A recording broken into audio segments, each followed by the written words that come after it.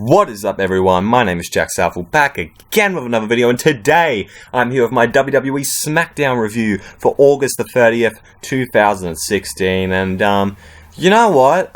This was an alright episode of Raw, I guess, but I didn't think it lived up to the standards of Raw. I mean, Raw was just... oh, it was unbelievable. Just that ending bit of Raw with Kevin Owens winning the Universal title was just mind-blowing to me.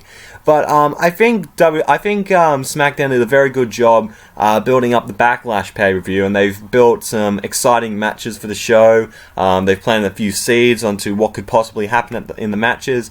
And yeah, I'm very excited to see what's going to happen at Backlash, which is only 2 weeks away, I'm pretty sure. So we don't have that long to wait. So yeah, let's not muck around. Let's get straight into the show. So we opened up with Shane McMahon and Daniel Bryan backstage, and they showed the Miz interview on Talking Smack, which was just amazing last week, and now they're coming out, and Shane's like, dude, you probably shouldn't be talking to the superstars like that.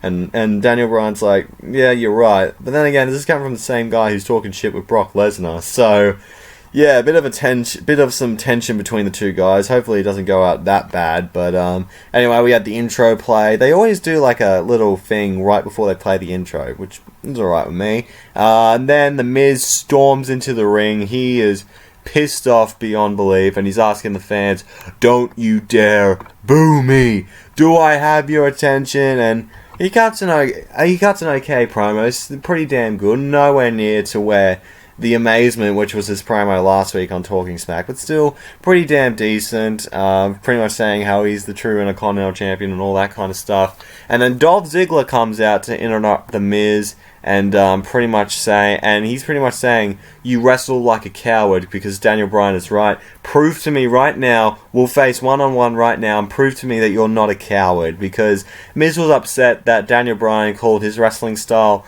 cowardice, because, he wrestles kind of a safe sort of style instead of the hard-on kind of just crazy stuff that Daniel used to do back in the day. So Ziggler was kind of saying, come on, show me you're not a coward and all that. And Miz is like, oh yeah, I'm going to get ready and all that. And he's like, nah, you chickens out for a bit. But then Ziggler calls him a soft, safe coward. He gets pissed off, and then he tries to run into Ziggler, but guards break him up and all that kind of shit. So I think it's announced later on that Dolph Ziggler will face The Miz for the Intercontinental Championship at Backlash, which is good. I feel like this could be a very intense feud, because you have The Miz, who is the safer, long-lasting kind of a wrestler, and then you have Ziggler, who kind of puts his body on the line and does crazy shit every night. So yeah, it'd be a very interesting dilemma between these two. Should be good. Then we get to the Hype Bros versus the Vaudevillains. This is a first round matchup in the WWE SmackDown Tag Team Championship Tournament.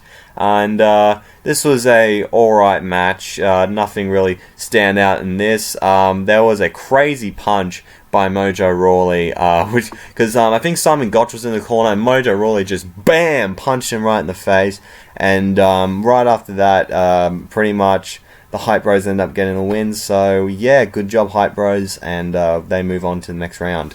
So right after that, we get to AJ Styles come into the ring, and he's still wearing the fucking John Cena headband after his match from SummerSlam, and he's, doing his typical hyping up, saying he's the face that runs the place and all that shit. And then Apollo Crews comes out, and here's the thing about Apollo Crews. Apparently, he's got a new gimmick or something like that, where he's got a spelling gimmick. Really? That's the best you can come up with for fucking Apollo Crews? It's like, no, how you spell Crews is C-R-E-W-S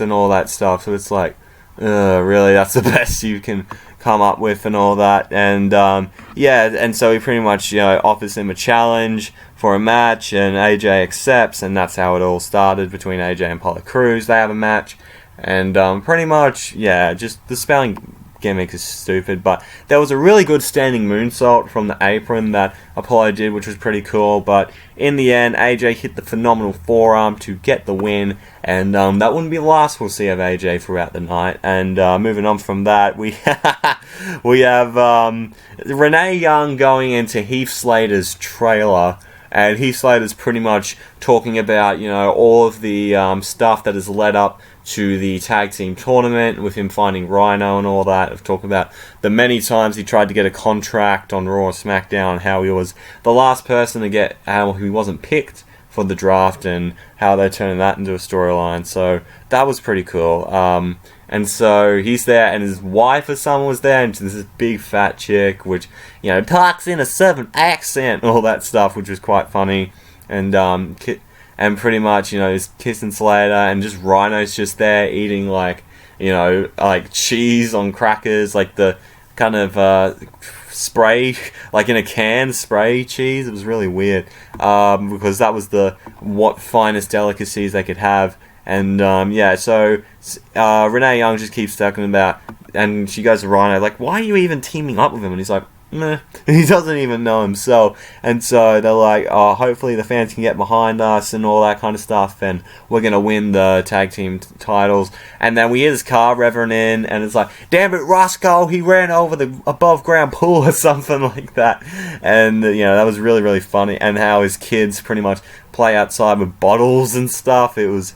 Oh, he's such a redneck, honestly.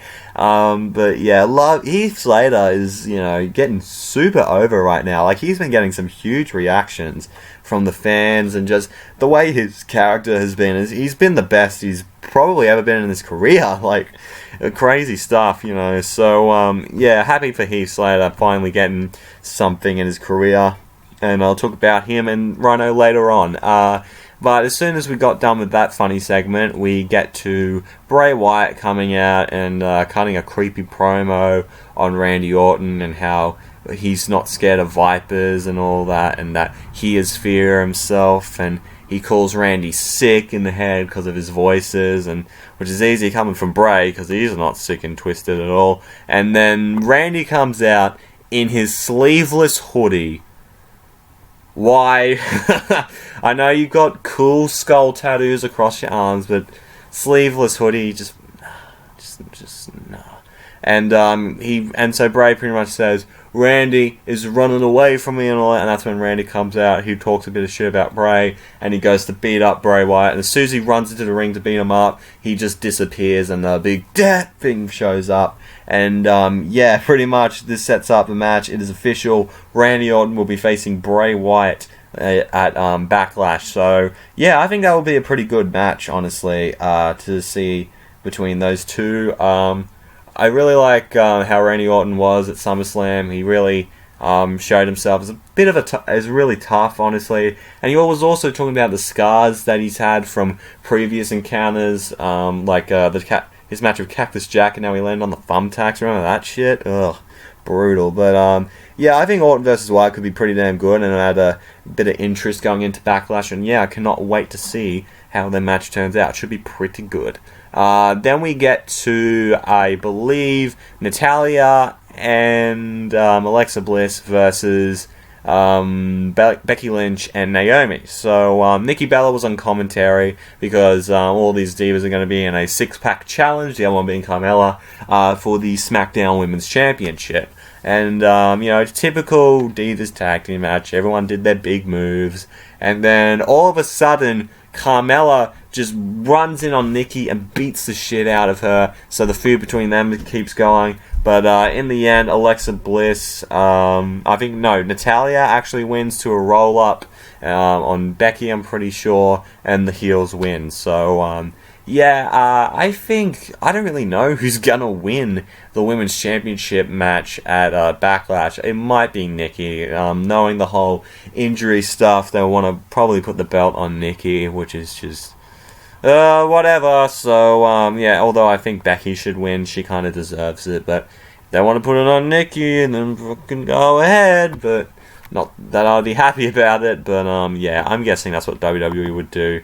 But hey, I'm enjoying this so far. Let's see what they can do. Next, we have the final match in the first round of the SmackDown Tag Team Championships tournament. It is the Headbangers, Marsh and Thrasher. They are coming back. They were a big team in the Attitude Era. I don't know, did they ever win the tag team titles? I'm pretty sure. But they kind of had like a rock heavy metal fan kind of thing, which I kind of dig. Back in the Attitude Era, they used to wear Marilyn Manson shirts and Misfit shirts and all that stuff, It's all cool with me. And so pretty much they were like bald, had like paint underneath their eyes, and they would always, mosh to like music and all that stuff. Was pretty cool. And then we get Rhyno and the one-man band, baby! Heath, Slater. He got a big reception from the crowd. It's crazy, Heath Slater, man. He's the one-man band. He's the biggest thing in wrestling right now.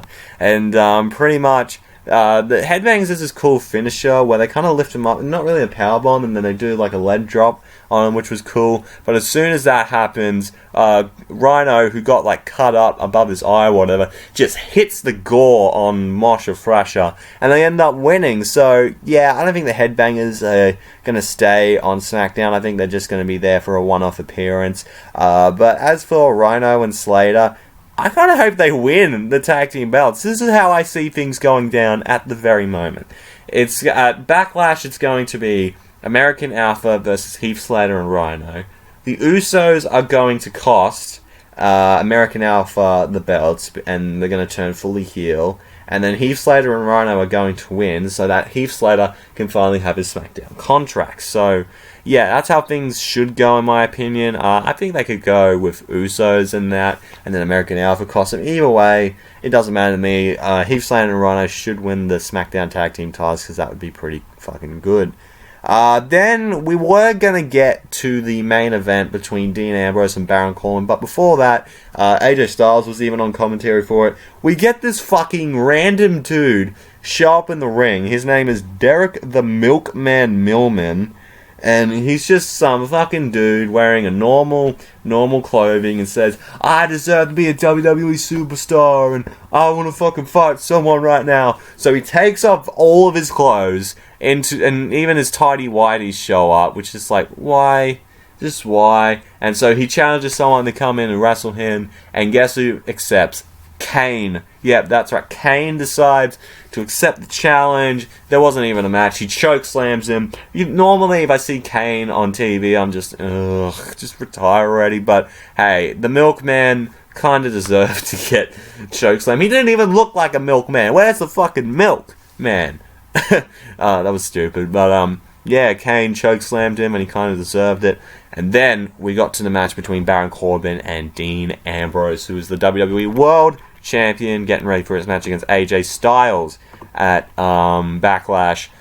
Standard main event match here. There was a deep six from Baron Corbin, and then during the match, Baron Corbin and Ambrose was on the outside, and they were fighting near AJ, and then Corbin pretty much and Styles argued for a little bit, and he kind of gets distracted because of that, and he's like, you don't tell me what to do, I'm Baron Corbin, man.